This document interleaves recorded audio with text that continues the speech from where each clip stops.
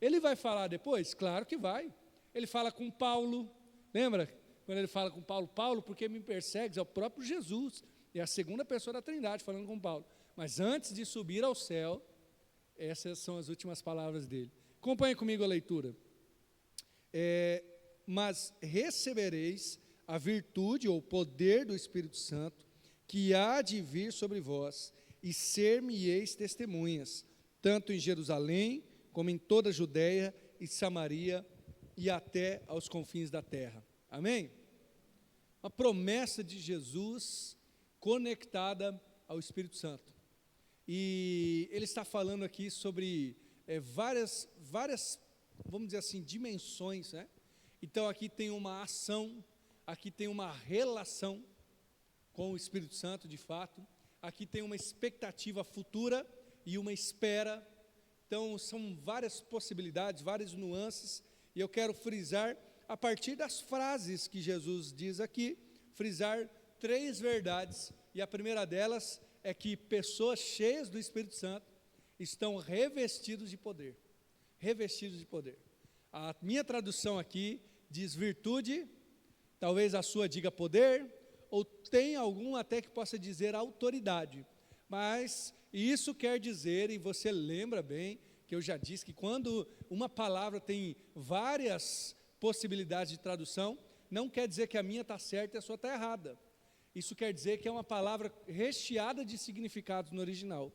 E na hora de traduzir, certamente os tradutores quebraram muito a cabeça para traduzir aquela palavra e encontraram uma que acharam melhor, ou virtude, ou poder. Mas qual que é essa palavra aqui? É dunamis, ou dínamos, ou aquela palavra que tem a ver com dinamite, né? A explosão. Esse é o poder, essa é a ideia. E esta palavra, dunamis, aparece mais de 100 vezes no Novo Testamento. Este poder de Deus, essa força, essa capacidade, essa dinamite. Paulo diz que ele não se envergonha do Evangelho, porque o Evangelho é o poder, é o dunamis, é a dinamite de Deus para converter os corações, né, tanto do gentil como do grego. Um pouco antes, no livro de Lucas, você tem que lembrar que Lucas está conectado com Atos, né? Temos aqui na nossa Bíblia João no meio, mas o autor de Atos é Lucas. Então ele escreve o relato do Evangelho e depois o relato da igreja, que é o livro de Atos. Lá no Evangelho de Lucas, 24, 49, Jesus disse isso: vocês serão revestidos de poder, e aqui vocês receberão poder. O que é esse poder, gente? Esse poder é uma capacidade que só pode vir do Espírito Santo de Deus. A igreja tem capacidades que não são necessariamente espirituais, mas existe uma capacidade que só pode vir do Espírito Santo. E a igreja é chamada para ansiar este poder. E aí eu faço um detalhe aqui que é importante para nós. Como Atos é uma narrativa, a gente tem que entender os tempos. Jesus está falando no futuro para aqueles discípulos que ainda não receberam. O Espírito Santo ainda não desceu, ele ainda não veio. Então, na nossa realidade, ele já veio, ele já está entre nós. Tá? Então, já aconteceu, você sabe muito bem, você já leu Atos 2, que o Espírito Santo já revestiu eles de poder. Mas, ainda assim, há uma ânsia, um desejo de buscá-lo ainda mais. E de ter essa capacidade, esse poder dele. Agora, é interessante, né? Porque Jesus está falando com homens, de certa maneira, capacitados. Eles eram meio amedrontados, você pensa em Pedro ali, com medo, né? Todos eles fugiram, Pedro ainda nega Jesus. Bom, mas eles certamente tinham capacidades. Eu quero levar você a refletir o seguinte: pessoas cheias do Espírito Santo desejam o revestimento de poder para fazer aquilo que só gente cheia do poder de Deus pode fazer. Tem coisas na igreja que nós fazemos que são necessárias, mas gente sem o Espírito Santo pode fazer. Sabia disso? Na verdade, gente, a maioria do nosso trabalho pode ser feito sem o Espírito Santo. Olha que quase heresia, né? E está errado o nosso trabalho? Não, não está errado. Por exemplo, como pastor, eu tenho que organizar algumas coisas. E certamente tem muitos empresários que trabalham visando o lucro, que não são convertidos, que sabem organizar muito melhor as coisas do que eu. Bom, está errado que eu deva organizar? Claro que não. Mas existe uma obra, existe um trabalho que só revestido do poder é possível fazer. Tem um livro, inclusive é o título do livro, que ele ilustra isso muito bem, em comparação à ideia de igreja. O nome do livro é A Treliça e a Videira. E ele vai dizer que a igreja, ela é uma junção de organização com organismo. Pensa em treliça, né? Treliça é aquilo que é construído para crescer a videira, a parreira, né? A arvorezinha da uva. E treliça, então, são vários paus que são colocados, madeiras são pregadas, para que vá crescendo. Sem a treliça, sem aquela estrutura material, a parreira não se desenvolve. Então, ela precisa daquilo. Mas a treliça não é a videira. Ela não é o organismo vivo. Quando a gente olha para a igreja, a gente vê que como igreja nós temos muita coisa organizacional, que precisa. Eu sempre costumo dizer que igreja não precisa do templo. Se a gente se reunisse debaixo de uma árvore, seria igreja, estaria louvando a Deus. Mas, irmãos, se a gente tivesse reunido hoje debaixo de uma árvore, a gente estaria fazendo uma reunião dizendo assim, vamos construir alguma coisa para a gente se aquecer melhor, né? Organização é boa, é necessário. Mas agora eu quero te lembrar do outro lado. Aquilo que diz respeito ao organismo, a videira, depende do poder de Deus. É bom e necessário que haja treliça. É importante, senão a gente se desorganiza. Não tem um espaço bom, qualquer coisa do tipo. Mas para que a gente faça aquilo que só a igreja pode fazer, nós temos que ser revestidos de poder. Esse é o poder, esse é o dunamis que só quem está cheio do Espírito Santo tem, que é a capacidade do Espírito. Não tem como eu não conectar isso aos dons espirituais, a ação que nós podemos fazer diretamente do Espírito Santo de Deus. Ser cheio do Espírito, então, é ser revestido ou receber o poder de Deus. E eu acho interessante que esse verso que a gente normalmente lê ele sozinho, né? E eu li sozinho, aliás, mas ele está no contexto do verso 7. O que diz o verso 7? Eu fui lembrar disso agora, relendo.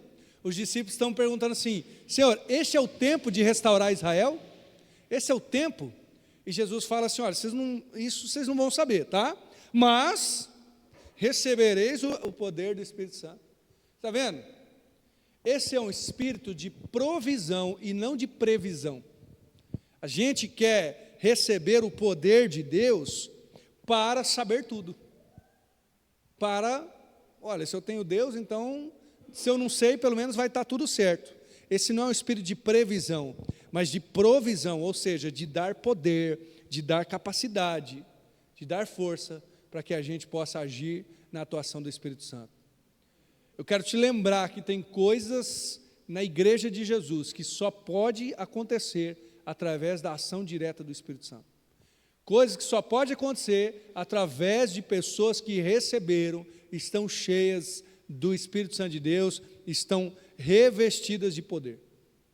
Tem coisas que é assim, apesar de haver o lado humano, a igreja conta com o lado espiritual. O apóstolo Paulo vai dizer, 1 Coríntios 4:20, que o reino de Deus não consiste de palavras, mas de poder. Isso aqui me pega um pouco, me pegava, eu falava assim, como que não consiste de palavra o reino de Deus? Porque é a pregação da palavra, mas ele está numa discussão sobre aqueles que se engrandeciam a si mesmo, que diziam assim, olha como eu sou bom, olha como eu sou grande, olha como eu faço as coisas, pessoas ficavam se elogiando, essas são as palavras. E Paulo fala, não, o reino de Deus consiste de poder. Se a gente quer ser espiritual de verdade, que a gente não fique cantando de galo, mas que a gente possa colocar os nossos joelhos no chão e orar e buscar o poder de Deus, porque o reino de Deus não consiste de palavras, e sim de poder. Mais um detalhe só, esse receber aqui é interessante porque é um termo que indica uma ação de Deus e uma reação ou uma aceitação humana. O termo receber aqui é o mesmo usado, e aí a gente vai entender lá em João 1:12, que fala que todos quanto o receberam a respeito de Jesus, deu-lhes o poder de serem feitos filhos de Deus. Então, o que é esse receberam a Jesus? É Jesus que vem, Ele é dado por Deus a nós, mas eu preciso abrir o meu coração. Esse é o receber. É a mesma palavra para isso aqui. Receber o poder. O poder vem do alto, vem do Espírito Santo, mas eu abro o meu coração para que eu possa recebê-lo. Existe uma ação direta de Deus, mas eu tenho que estar disposto, disponível, buscando para ter esse poder. Deus fala a Jeremias, né? Buscar-me-eis e me achareis quando me buscardes de todo o vosso coração. A segunda frase aqui é que o Espírito Santo desce. Esse é o texto, que há de vir sobre vós, que há de vir sobre vós, né? Ou tendo de vir, ou que descerá. Por isso a tradução também é difícil. O Espírito Santo vai vir, vai descer. A verdade lembre-se do tempo que ele já desceu, ele já está entre nós, mas como isso aconteceu e qual é a diferença para nós? Veja, a temática aqui é que é gente cheia do Espírito Santo, e esse Espírito Santo vem sobre nós. No Antigo Testamento, o Espírito Santo repousava sobre as pessoas. Tem algumas traduções que dizem até que o Espírito Santo possuiu. É um termo estranho para nós, né? Que a gente usa o termo possuir só para espírito maligno. Mas a ideia é que o Espírito Santo vinha e tomava alguém e depois saía dele. Isso aconteceu com Saul, acontecia com outros, até mesmo como Sansão, quando ele ficava muito revestido de força, alguma coisa assim. O Espírito Santo vinha, agia e saía. Mas lá em Isaías já há a profecia de que o Espírito está sobre mim e me ungiu para pregar, né, libertação aos pobres, aos cativos. A profecia é que o Espírito estaria, e o Espírito esteve mesmo, né, no ministério de Jesus. E agora é dito aqui que ele desce, ou ele vem sobre nós. No original, irmãos, esse texto aqui, ele há de vir, ou ele vai descer, é uma condição para que você receba. É só quando o Espírito vier, só quando ele descer sobre vocês, vocês vão receber. Mas a ideia de que, no contexto e no modo como é usado em outros locais, o vir sobre vós, ou descer sobre vocês, esse termo é usado até em contextos negativos. Por exemplo, quando vão tomar uma cidade, pode ser usado esse termo. Ou quando Jesus está usando uma parábola de um homem valente que tem que tomar a casa, ou chegar ali, algo desse tipo, né? Tomar os bens do homem valente, é essa palavra que ele fala, e agora ele está empregando para o Espírito Santo. É como se, e aqui num caso bom e não ruim, né? Como se o Espírito Santo vai vir como de tomada, ele vai vir e vai preencher tudo. Essa é a ideia. Eu sei que o termo tomado de assalto é meio forte, mas é algo do tipo. Ele é tão poderoso que ele vai descer, vai cair, vai ser derramado sobre eles. Que coisa maravilhosa, né? Eles seriam inundados com o Espírito Santo. Por que a gente tem que lembrar que esse Espírito veio, desceu, esteve sobre eles? Porque a natureza da igreja é ser espiritual. A natureza da igreja é ser cheia do Espírito. Porque a igreja nasceu no Pentecoste, irmãos. Isso nos assusta um pouco, porque parece que estamos falando de algo que vai perder o controle, e que aí a gente vai ficar buscando manifestações e experiências místicas, mas a verdade é que nós temos que ser revestidos do Espírito Santo, e temos que ter, e eu creio que o termo aqui diz, ou traz a isso, ter uma relação com o Espírito Santo, porque ele vai vir sobre a igreja, ele vai descer, vai estar com a igreja. Quando isso acontece, chegam até línguas de fogo, né? Que o Espírito Santo veio com tanto poder sobre as pessoas que modificou elas. A gente sabe hoje, e o apóstolo Paulo escreve, a gente entende que eles foram regenerados, eles se transformaram em outras pessoas. O Espírito Santo causa uma relação que transforma ao descer sobre eles. E aí, lembra do tempo? Ele já veio, ele já desceu, ele já está entre nós. Mas quando nós recebemos a Jesus, e quando nós caminhamos com o Senhor, essa transformação acontece conosco. Se o primeiro termo ali, receber poder, diz respeito à capacidade, Agora, vir sobre nós diz respeito à relação, à transformação, a preenchimento. Nós só seremos revestidos de poder quando Ele vir sobre nós. Pela graça de Deus, Ele já veio lá no Pentecostes, mas aqui quando formos preenchidos, como quando caminharmos com Ele. Há uma indicação de que uma coisa depende da outra. E às vezes, irmãos, eu fico pensando, por que por vezes passamos por tanto desânimo e a vida nos abate, é verdade, e existem dificuldades, mas a gente tem que colocar na conta também, não só as nossas dores, não só os nossos problemas, não só o calo no pé, não só as dívidas, não só o frio, isso tudo desanima, abate, mas a gente tem que colocar no cálculo também a falta da busca do Espírito Santo, porque tendo Ele em nosso coração, em nosso ser, nós somos animados, nós somos preenchidos por Ele. E qual que é o resultado da ação do Espírito Santo? Aí Jesus vai dizer assim, vocês serão minhas testemunhas, vocês serão minhas testemunhas. Por que a gente busca a Deus? Por que a gente busca o agir de Deus? E aliás, quando o Espírito Santo preenche o nosso ser, o nosso coração, o que acontece com a gente? E alguém pode dizer assim, olha, acontece muitas coisas, acontece de que a pessoa rodopia ou algo do tipo, tudo bem, pode até acontecer, não estou indo contra necessariamente. A gente às vezes acha que vai acontecer coisas mirabolantes, e o Espírito de Deus é de fato um Espírito que cura, que testifica, que faz várias coisas, mas neste caso, olha o que Jesus está falando, quando Ele descer sobre vocês, vocês serão testemunhas. O Espírito que é um Espírito de poder, o Espírito que é um Espírito pessoal, que se relaciona, que vem sobre nós, é um Espírito missionário. Gente cheia do Espírito Santo transborda, gente que está cheia do poder de Deus não consegue ficar parado. Pensa numa dinamite, se acende a dinamite fica assim, com certeza não tem muito poder não, sai de perto, que o negócio vai explodir. Gente cheia do Espírito Santo é testemunha, e não só testemunha no sentido oficial, opa, agora eu sou pastor, agora eu tenho que pregar, né? E é engraçado isso que eu estava me lembrando recentemente, das expectativas que eu tinha, claro que eu não lembro perfeitamente, de quando eu me tornasse pastor. Algumas coisas eu sempre jogava para frente, pensava assim, não, a hora que eu me formar no seminário, não pode ser, eu vou ter que saber isso, ter que fazer aquilo. Depois me formei no seminário, já me formei em dezembro, né, em janeiro eu já fui para a igreja, e aí cheguei na igreja, eu ainda era a mesma pessoa, que coisa absurda, aí veio marcado o concílio, falei, não, depois que passar o concílio, que impor as mãos, vai acontecer, a coisa vai mudar. Bom, não mudou nesse sentido, não é por conta de algo oficial nesse sentido, é claro que eu creio na igreja de Jesus com autoridade para consagrar o pastorado, mas a verdade, irmãos, é que o que muda internamente é quando a gente está revestido do poder de Deus, quando a gente está cheio do Espírito Santo, o resultado aí sim acontece, e neste caso aqui é ser testemunha.